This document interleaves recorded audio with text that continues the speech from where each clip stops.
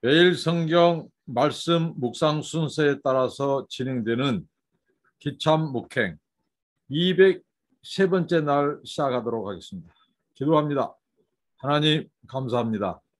날마다 하나님의 말씀으로 동행하게 하시옵시고 오늘 또 하나님께서 주신 날 거룩하고 순결한 삶이 되게 하옵시며 하나님의 말씀을 통해서 저희가 이 세상을 등불 삼고 나가게 하옵소서.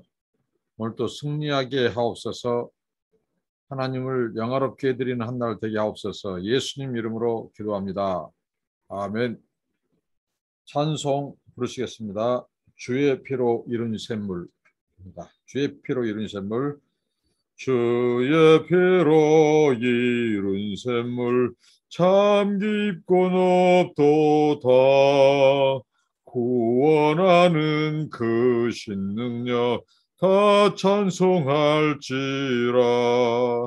찬송하세 주의 보혈 그 샘에 지금 나가 죄에 깊이 빠진 이 몸 그 피로 씻어 맑기네. 죄악 세상 익힘으로 거룩한 길 가는 나의 마음 성전 삼고 주께서 계시네. 찬송하세 주의 보혈 그 샘에 지금 나가 죄에 깊이 빠진 이 몸 그 피로 씻어 맑히네.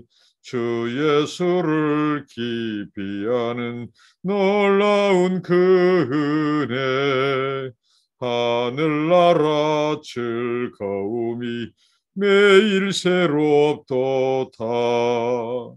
찬송하세 주의 보혈 그 샘에 지금 나가 죄에 깊이 빠진 이 몸 그 피로 씻어 맑히네. 하나님의 말씀은 구약 성경 출애굽기 38장 1절로 20절 말씀입니다. 출애굽기 38장 1절로 20절 말씀인데요. 본문은 성막의 지금 기구들을 지금 살피고 있는데요. 번제단, 먼저 1절부터 7절까지는 번제단이 나오고 그다음 8절은 물두멍이 나오고요. 그 다음은 성막들이 나옵니다. 이 세 가지를 살펴보도록 하겠습니다. 자, 번제단입니다.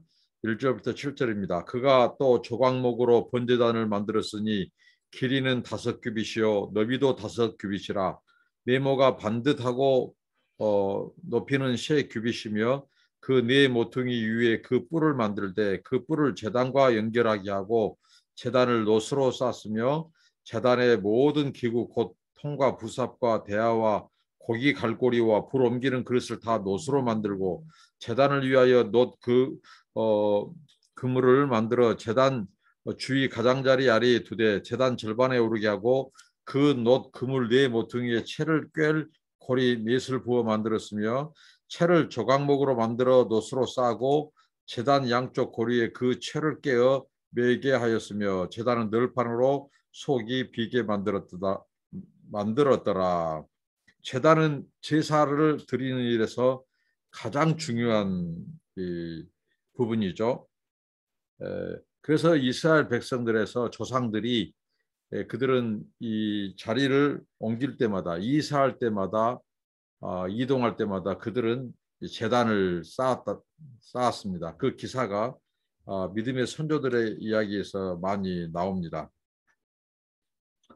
오늘 이 번제단을 놓고 보더라도 하나님께서는 성막의 기구들을 고리를 만들고 이렇게 채를 만들고 그래서 이동이 용이하게 하셨다는 것입니다. 여기에 상당히 의미가 있습니다. 이스라엘 백성들이 이 광야 40년 동안 그들은 이제 장소를 계속해서 이동했죠. 그리고 이것은 오늘 우리 삶 속에서 우리 삶과 우리가 가는 곳마다 우리가 이동하는 곳마다 이사하고 장소를 옮기는 곳마다 우리가 기억해야 될 것은 이 번제단, 정말 번제단에서 희생 제물이 되신 그 예수 그리스도의 속죄, 그 은혜, 결국은 이 번제단을 통해서 우리에게 가르쳐 주고자 하는 것은 희생 없이, 이 희생의 피 없이 희생의 피 없이 우리의 속죄의 길이 없음을 가르쳐 주고 있습니다. 이게 번제단은 우리에게 그곳에서 단번에 영원한 속죄를 이루신 자기의 몸을 들여서 영원한 희생 제물, 속죄 제물, 번제의 제물이 되신 예수 그리스도를 늘 기억하고 그분의 은혜와 그 공로를 의지할 것을 우리에게 가르쳐주고 있습니다. 이 번제단에서 보면 하나님께서 특별히 출애굽기 20장 24절에 흙으로 이 토단을 쌓고 그 위에 이 번제단을 두게 하셨는데 이 나무가 아카시아 나무입니다. 이 조각목으로 만들었어요. 그리고 거기에 놋을 쌓습니다. 구리를 덮었죠. 그래서 하나님께서 이 토단 위에 둠으로써 이게 타지지 않게 했다는 거죠. 여기에도 하나님의 아주 지혜와 섭리가 있습니다. 그리고 제단 위쪽에 각 모퉁이의 이 제단 뿔도 이 짐승의 피를 바르도록 했습니다. 그리고 먼저 나무로 깎은 다음 고정시키고 그 위에 역시 제단 뿔도 놋을 입히게 만들었죠. 그래서 본체, 놋제단, 번제단을 특별히 놋제단이라고도 하는데 이 본체와 하나를 이루게 했습니다. 그 뿔, 그렇습니다. 이스라엘에서는 제단의 뿔이 매우 중요한 상징성을 지니고 있었습니다. 갖가지 제사로 인해 들어지는 짐승의 피가 그 제단 뿔에 발라졌고 특별히 열왕기상의 요압 사건이 나오는데요. 거기에서 이 법에 쫓기는 자가 장막으로 도피하여 이 뿔을 잡는 것은 매우 오랜 전통이 되었죠. 그래서 그 제단 뿔을 잡을 때 그는 죽음을 면했던 것입니다. 그러니까 제단 뿔에 발려져 있는 이 그 피의 구속력, 피의 능력, 우리가 예수 그리스도의 이 십자가의 권세, 이 뿔은 권세를 상징합니다.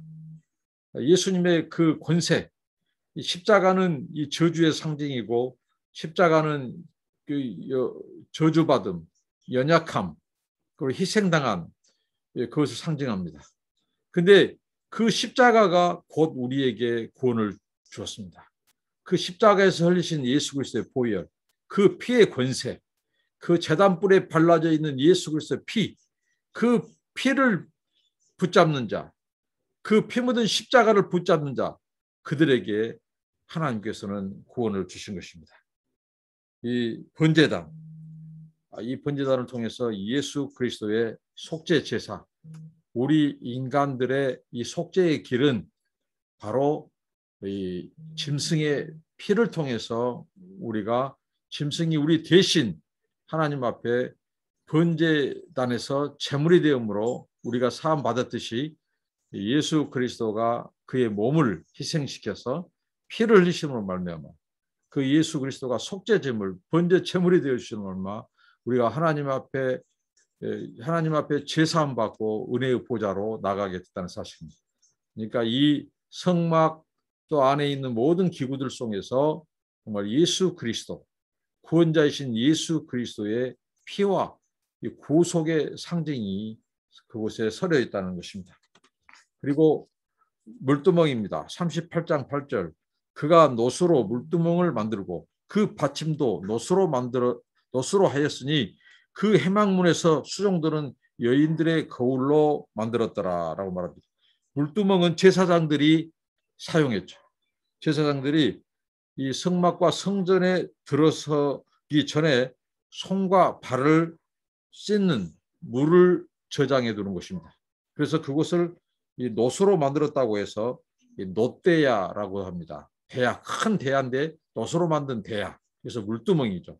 제사장들의 정결 의식입니다. 하나님 앞에 이 제물을 드리기 위해서 먼저 손과 발을 씻었습니다. 그러니까 그들이 물두멍 앞에 갈 때마다 바가지를 들고 그 물두멍에서 물을 퍼서 손과 발을 씻을 때마다 하나님께서는 그들에게 가르쳐 준 것이 있어요. 그것은 뭐냐? 제사장들인 그들도 우리도 주님 죄인입니다. 하나님 우리도 죄인입니다.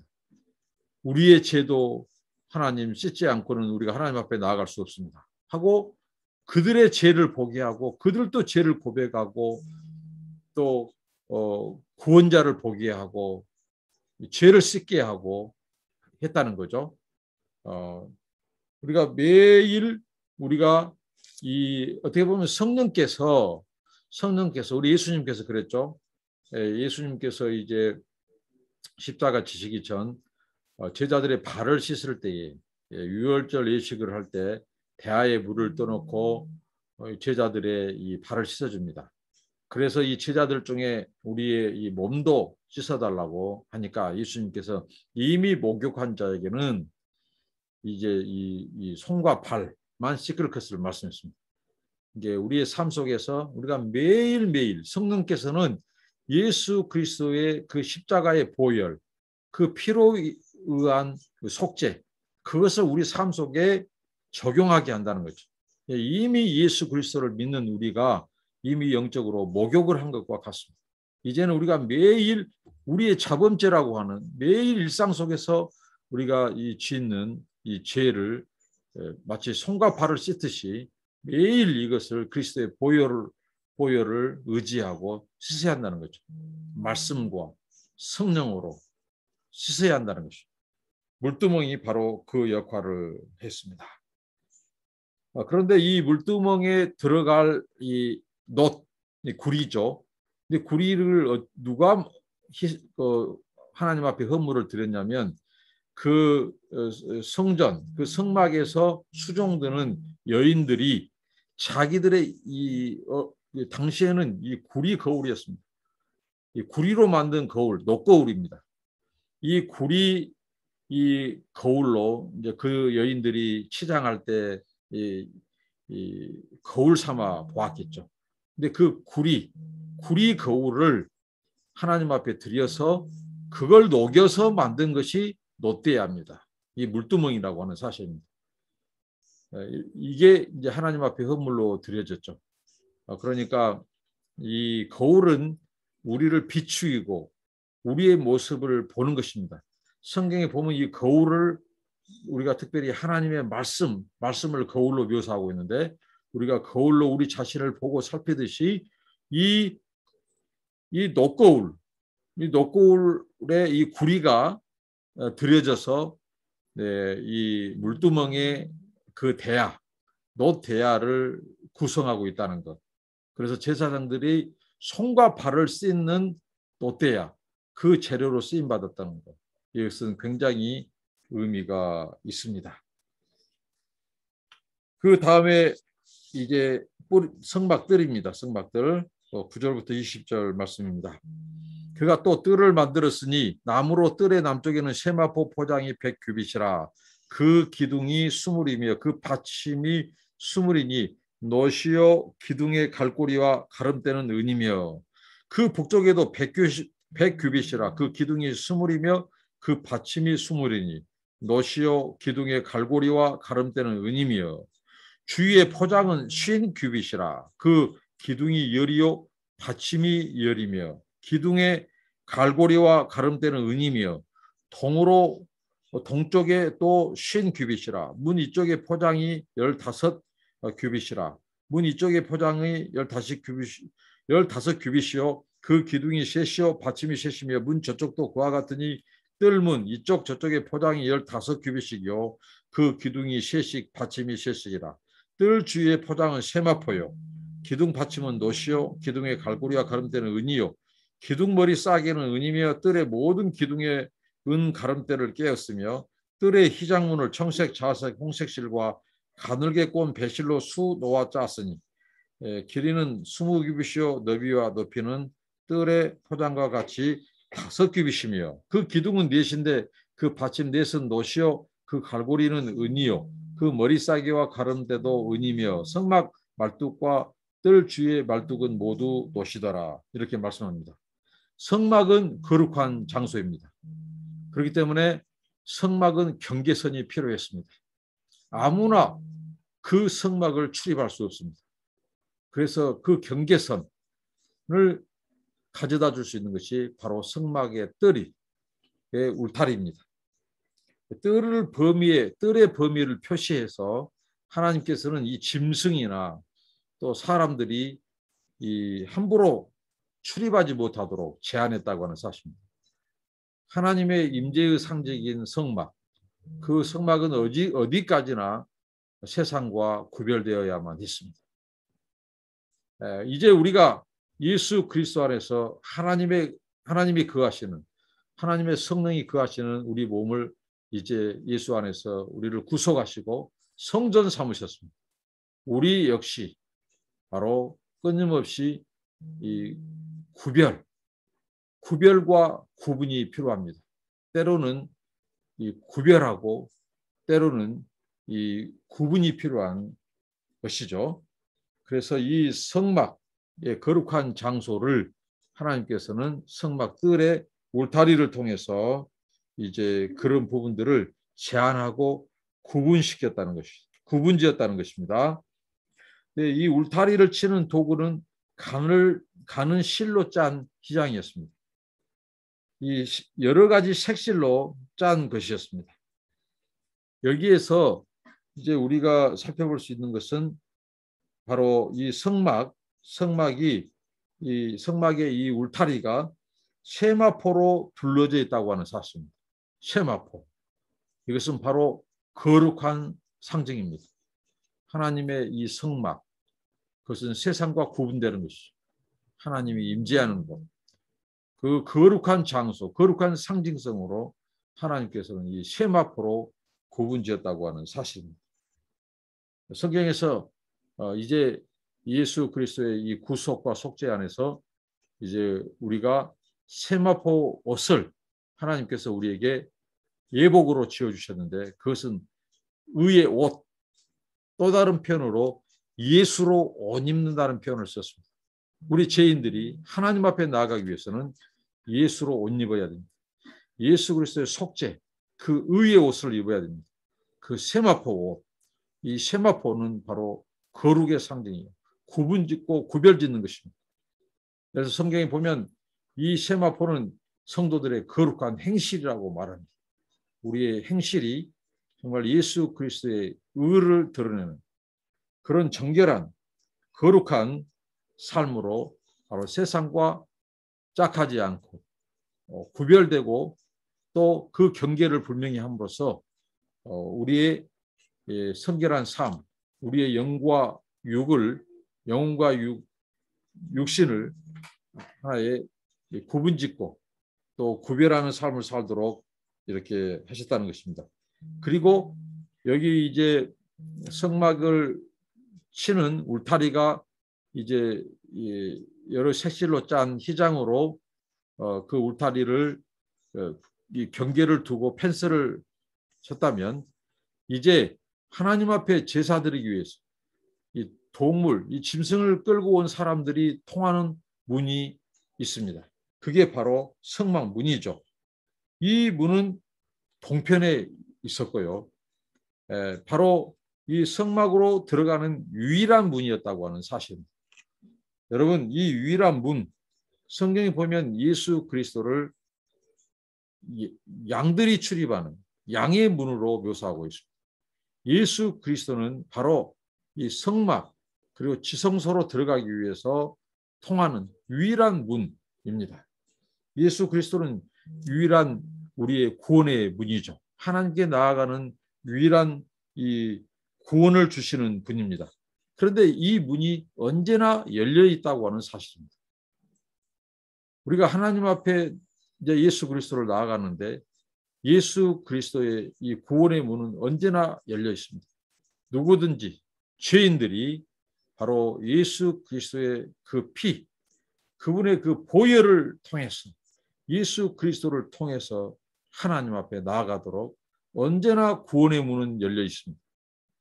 오늘날 이 교회 역시 세상 사람들이 언제나 예수 그리스도를 찾을 수 있도록 그들이 예수를 통하여 하나님 앞에 나아갈 수 있도록 이 복음의 문, 예수 그리스도의 이 구원의 문을 활짝 열고 이 세상 사람들이 언제든지 정말 예수 그리스도를 찾아서 예수 그리스도를 만나고 그 예수 그리스도를 통해서 하나님의 구원받은 백성이 되도록 교회는 항상 이 세상을 향하여 폐쇄적이지 않고 세상을 향하여 이 예수 그리스도의 구원의 문을 활짝 열어서 그들도 복음을 듣고 하나님의 자녀, 하나님의 백성이 되도록 해야 할 것입니다.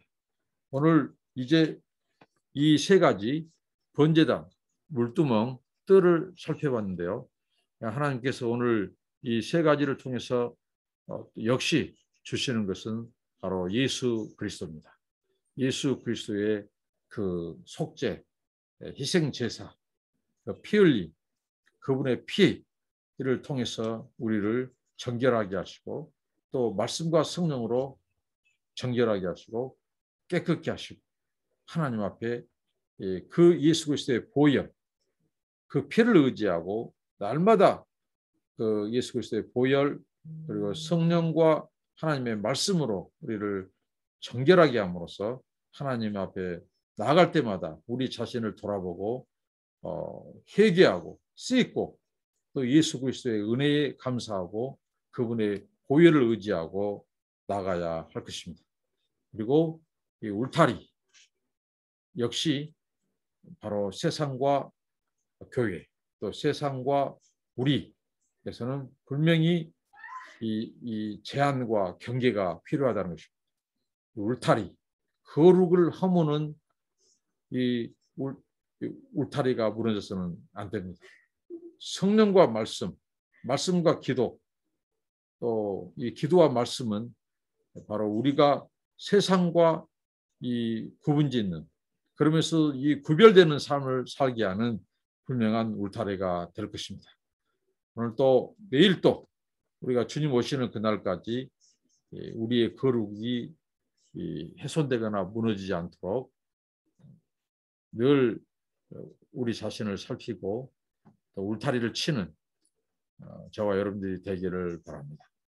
기도하겠습니다. 하나님 감사합니다.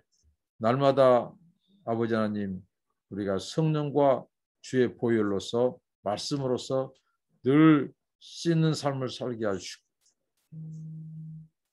날마다 예수 그리스도의 그 속죄의 피를 의지하고 하나님 앞에 나가게 하옵시며 우리의 삶 속에 세마포 하나님의 의로 우리가 울타리를 치게 하여 주옵소서. 그래서 아버지 하나님 우리가 세상과 짝하지 않고 구별되는 삶을 살게 하옵소서.